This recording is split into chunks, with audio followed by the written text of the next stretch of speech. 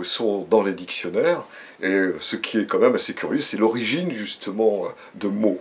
Et il se trouve que cette origine est finalement l'absence de mots, puisque c'est quand on ne dit pas un mot mais qu'on grommelle ou qu'un enfant commence, c'est bon, et ça fait donc mou, et les Romains, les Latins ont créé du coup le verbe moutire, qui voulait dire grommeler, et on voit comment toute l'histoire du mot part dans le fond du grommellement pour aller jusqu'au plus beau mot de la langue, ceux qu'on trouve dans nos dictionnaires. Alors, il y a un écrivain latin qui était Apulée, et qui d'ailleurs est l'auteur de Métamorphose, et qui montrait que faire mout, alors mout facere, c'était grommeler, marmonner.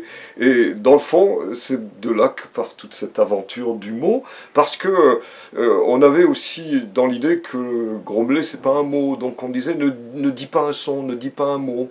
Et moutoum au début est plutôt ne dire mot. Mais vous voyez, ne dire mot, on renverse et on dit des mots, et on se retrouve avec finalement toute une aventure qui va se poursuivre avec les gros dictionnaires. Bon, ici, avec 40 000 mots dans le dictionnaire de Furetière, 60 000 dans le Petit Larousse, 100 000 et plus dans le Trésor de la langue française. Donc le mot est une véritable aventure. On rajoutera que Victor Hugo nous donne finalement quelque chose d'assez joli en évoquant les mots mystérieux, passants mystérieux de l'âme.